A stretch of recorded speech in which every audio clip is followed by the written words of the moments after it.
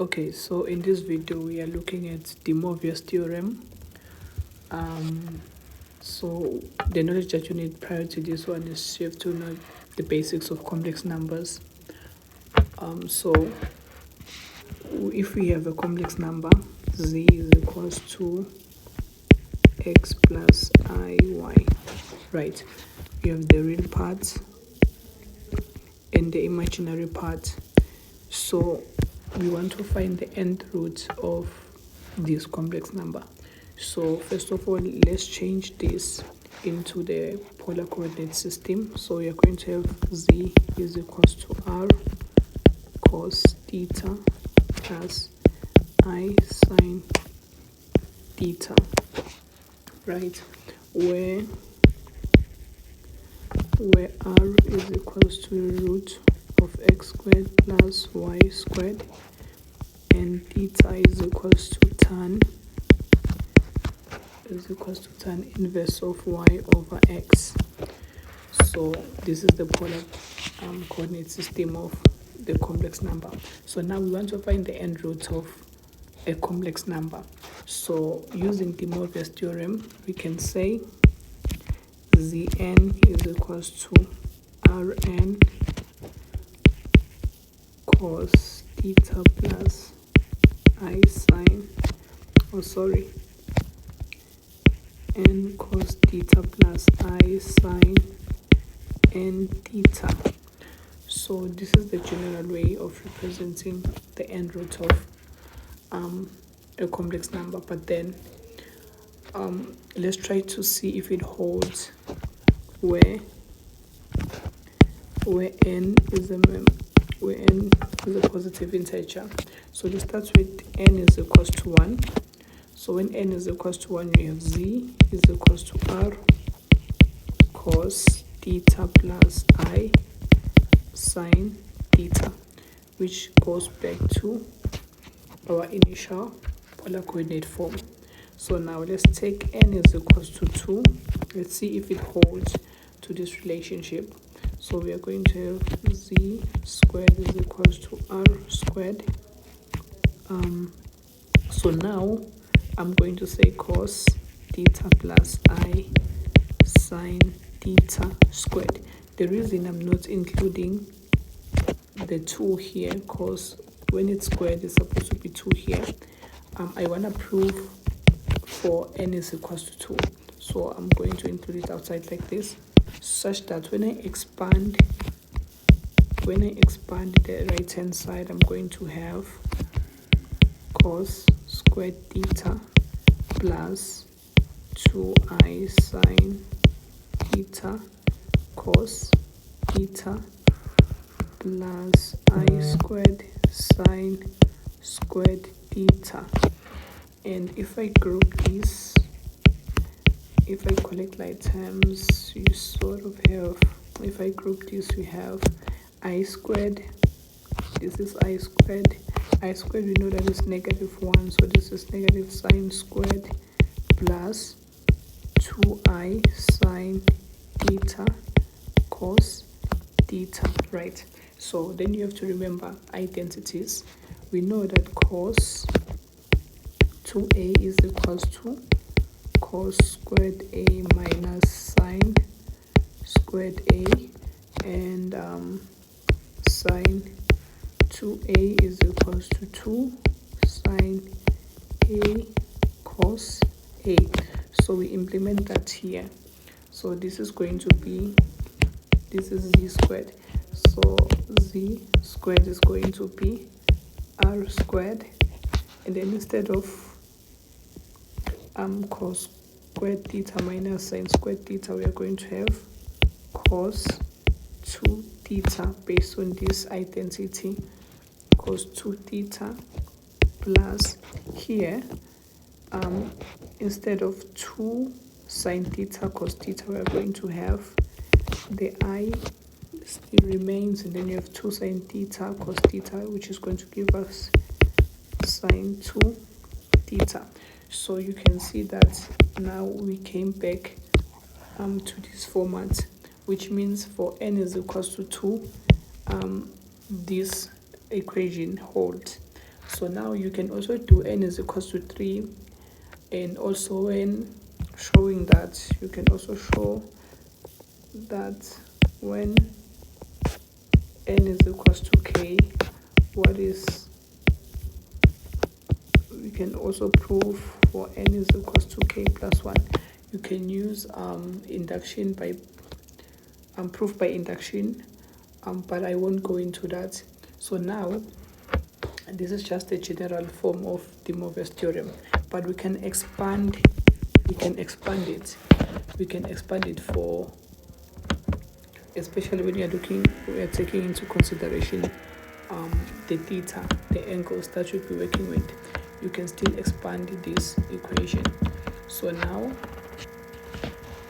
let's look at a relationship that we are quite familiar with. So now let's look at the end root. So if I have z is equals to omega to the power n, where n is an integer. So now, which means I can say omega is equals to z 1 over n. So this is actually the root of z, which is the complex number. Or we can just say the nth root. This is the nth root of z. Now we are finding the nth root of a complex number. So this is basically saying, so if you have 4 and then you equate 4 to x squared, so you know that x is equals to plus or minus root 4, right, which is equals to plus or minus 2. So it's the same principle that we're applying here. We want the nth root of z. Here we found the nth root of 4, the square root of 4, sorry.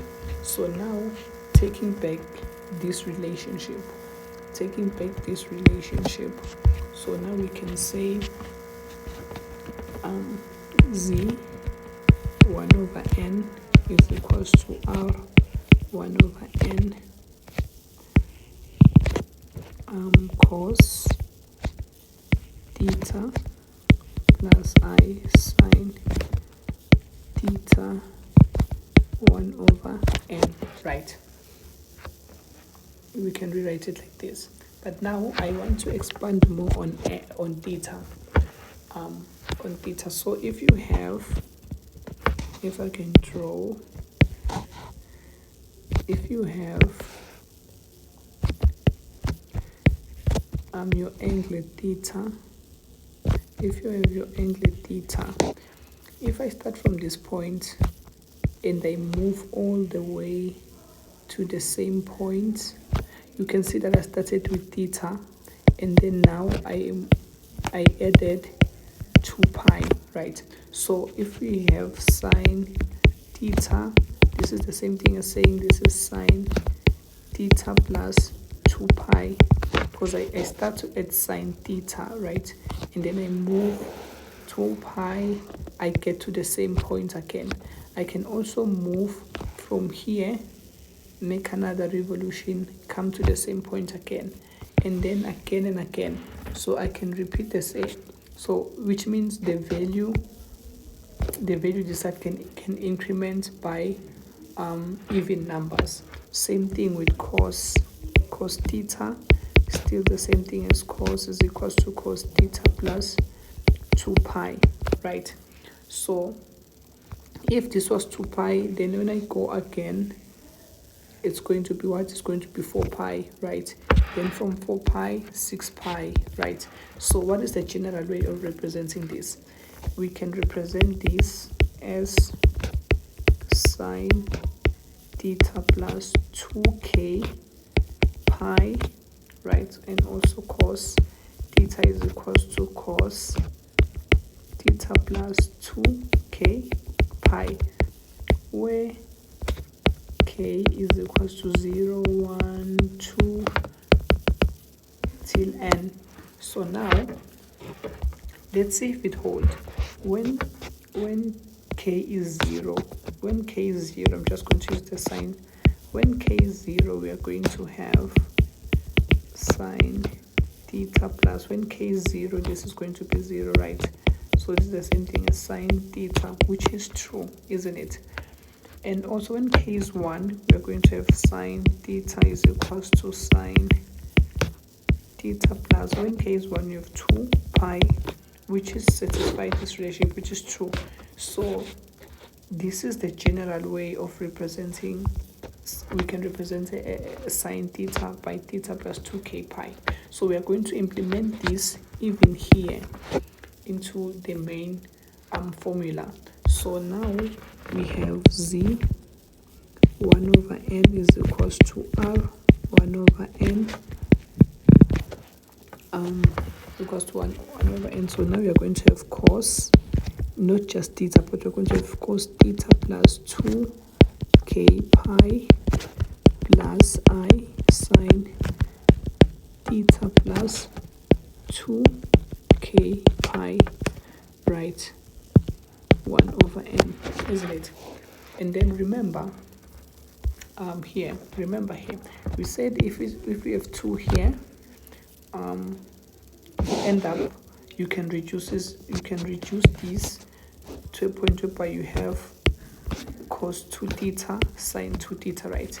Which means even here you can, if you have 1 over n here, which means here you can have 1 over n, you can have 1 over n, right? So you can multiply by 1 over n, multiply by 1 over n, such that we are going to have z 1 over n is equals to r 1 over n cos theta 2k pi over n plus I sine theta plus 2k pi over n. So this is the Moivre's formula that you're going to use to find the end root of any complex number. So this is very important. You have to remember this formula and know how to apply it. Obviously, where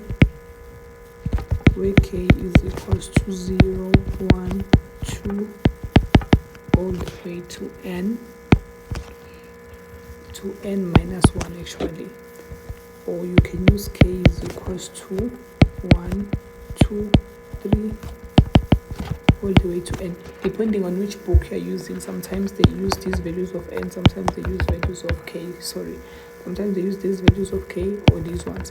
But in this course, we're just going to use the first one where k starts at 0. So now let's apply this concept broadly to the end root of unity. End root of unity, we're talking about where our complex number is equals to 1. What does this mean? This is the same thing as saying this is 1 plus or minus I 0, right? Which means the imaginary part is 0 of the complex number. So we have z is equals to 1. So that's now we want to find the end root of unity. We want to find the end root of this. So let's first start with the second root. Let's say we want to find the second root, right? The end root represents the second root, third root, fourth root, up until to nth root. So we can find any nth root of a complex number using this formula. So now starting with the complex number, which is, this is unity. Starting with the complex number, which is z is equals to 1, we want to find the second root, right?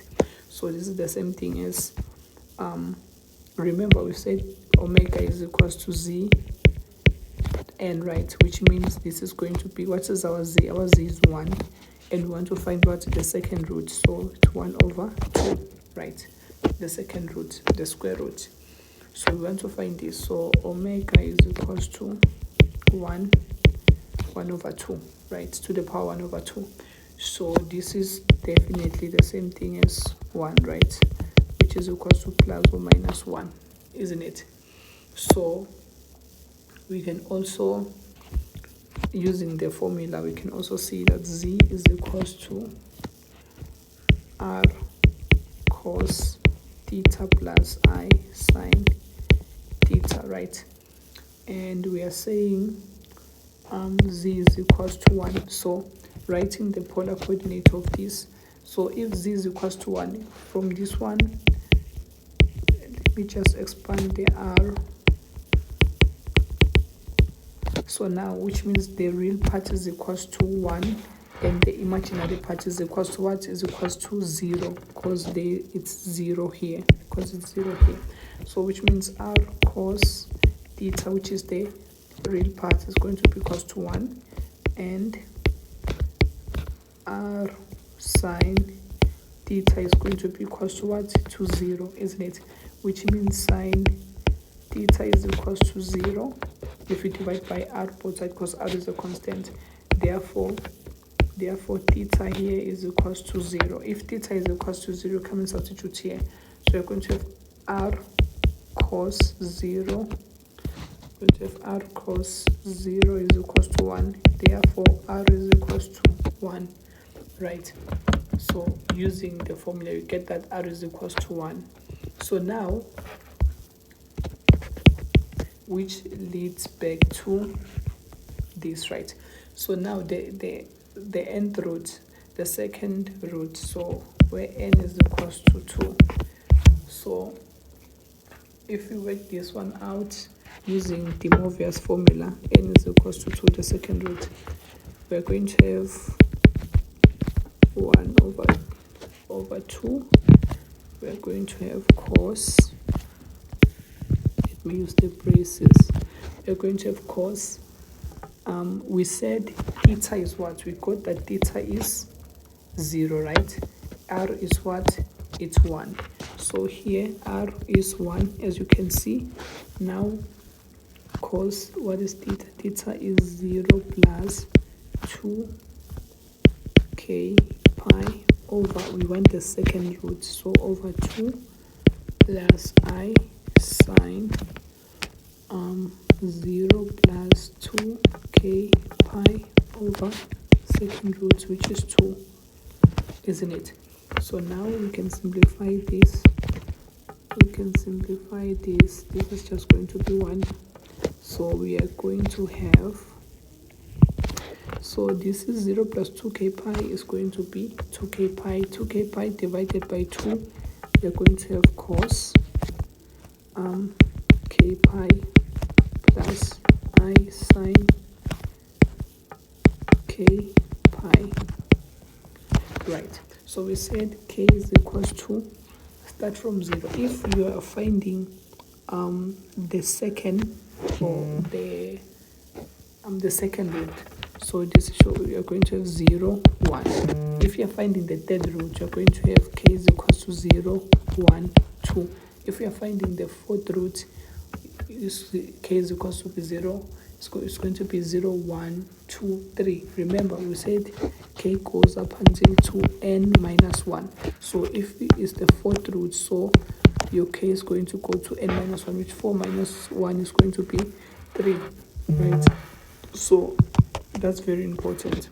So since we're finding the second root, so we are looking at k is equals to 0 and 1. So let's start with k is equals to 0. This will give you the first solution. Then k is equals to 1 is going to give you the second solution of the nth root of z is equals to 1.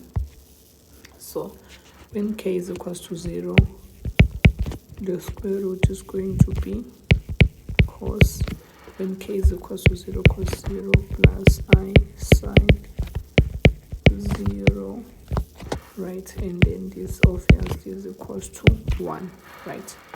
Because this will be 0 and then this will be 1. And then when k is equals to 1, we're going to have omega is cos, this is going to be pi plus I sine pi, right? So this is going to be what? Sine pi is what? Sine pi is 180. 180, this is going to be 0. And then omega, remember this is 1, this is 1.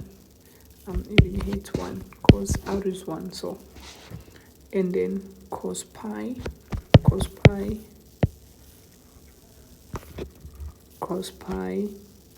is going to be minus 1, so this is going to be minus 1. Okay, so now, which means these are your solutions. Your solutions, we have your omega, which is equals to 1 over 2 is equals to plus or minus 1. So the square root of unity is plus or minus 1 using the Moivre formula. So this is the square root, right? And there's another way of actually, especially this works with unity, the end root of unity. Whereby, remember, we said, coming back to the initial one, we said this is how we represent it, square root of unity, right? So this is going to be, and we know that z is equals to 1 over 2, right?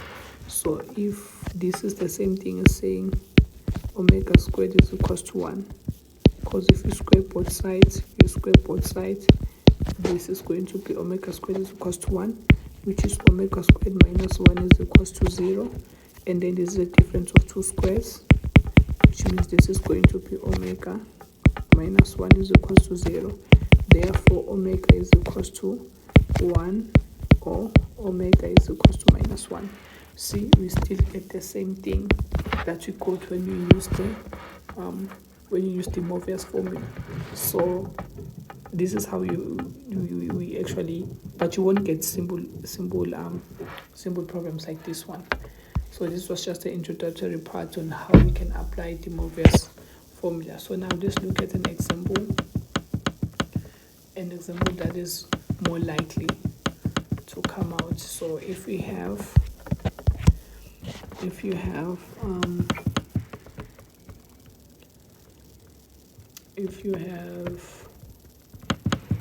z,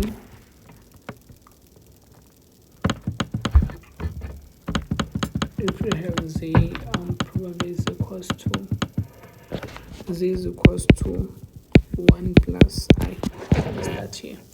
So you have z is equals to 1 plus I, and you wanna find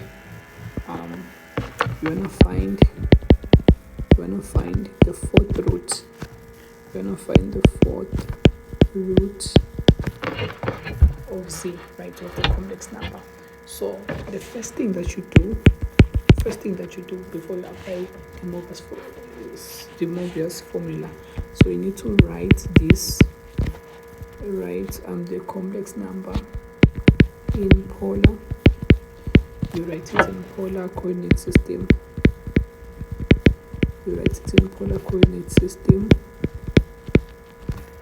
So if you write this one in polar coordinate system, r is going to be what? R is going to be root 1 squared plus 1 squared. We have 1 here, we have 1 here. So this is going to be root 2. And then theta is going to be tan inverse of y over x. So this is going to be tan inverse of what? Of 1, right? Which is pi over 4, if I'm not mistaken. It's pi over 4. So now we know the value of theta, we know the value of r. Remember, we want to find the fourth root, which means omega is equals to z 1 over 4, right? Which is equals to r 1 over 4 cos our theta with theta plus 2k pi over 4 plus I, since this is n, since this is n, which represents the nth root, so we are finding the fourth root, sine theta plus 2k over, we are finding the fourth root. So we also have But we also have theta, which is pi over 4. Let me just substitute it here. Pi over 4. Theta is pi over 4, right? So now we want to find the fourth root, which means k is going to go from 0, 1, 2, 3 if you're finding the fourth root, right? So let's start with this. Gives us the different solutions. So when k is equals to 0, what is the solution? So we come back here. So omega is equals to z 1 over 4, which is equals to, what is r? We said r is root 2, right? We said r is root 2. Root 2 1 over 4. This is the same thing as 2 1 over 8, isn't it? And we have cos pi over 4, and then we are saying k is 0 now. We are saying k is 0. If k is 0, so it's pi over 4 over 4, which means this is going to be pi over 8. No, pi over 16. Is it pi over 16? Yes, it's pi over 16. And then you have plus I sine, the same thing, sine pi over 16, isn't it? So omega is equals to, you can punch this into a calculator. So we are getting that when k is equals to 0, when k is equals to 0, you have cos, we have 2 to the power 1 over 8 to the power 1 times. So you have cos pi, you have cos pi over 16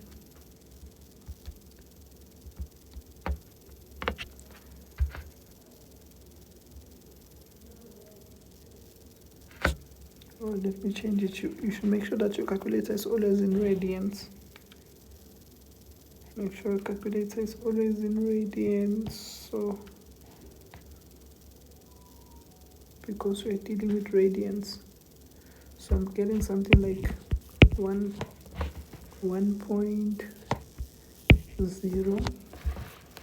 1.0696 for the first part, plus I, then this is going to be sine pi over 16. Sine pi over 16 gives me 0.2127. So this is the first solution.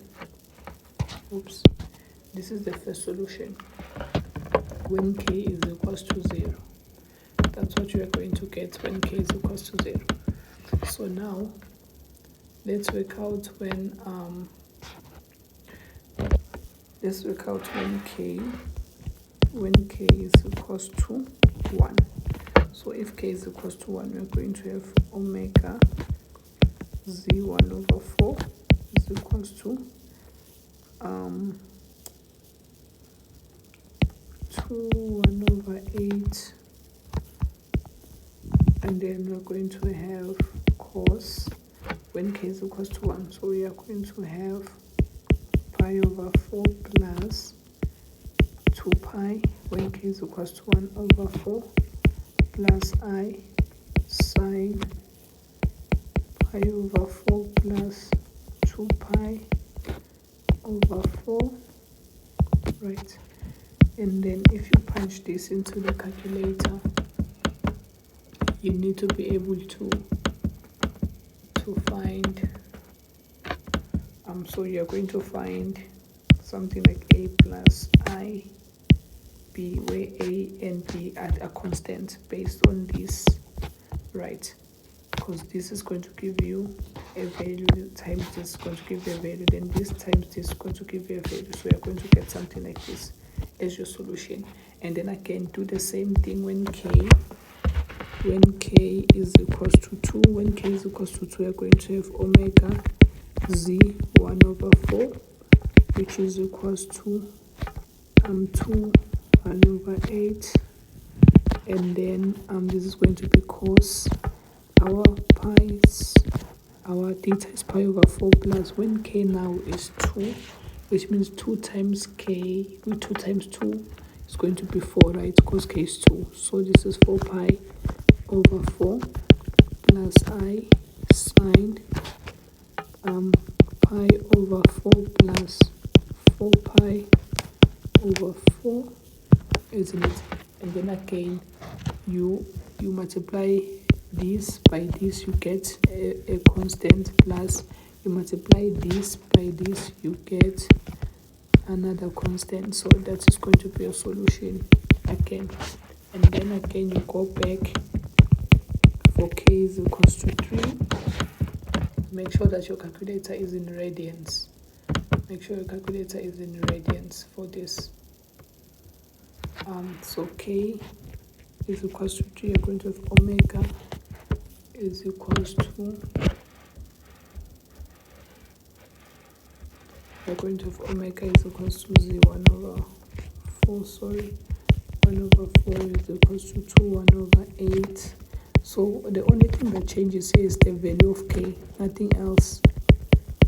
So now it's 2k pi, right? But your k is what? Is 3, so 2 times 3 is going to be 6 pi over 4 plus I sine pi over 4 plus 6 pi over 4.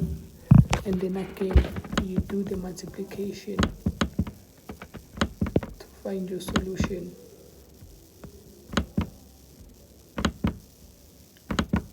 So that's how you work out.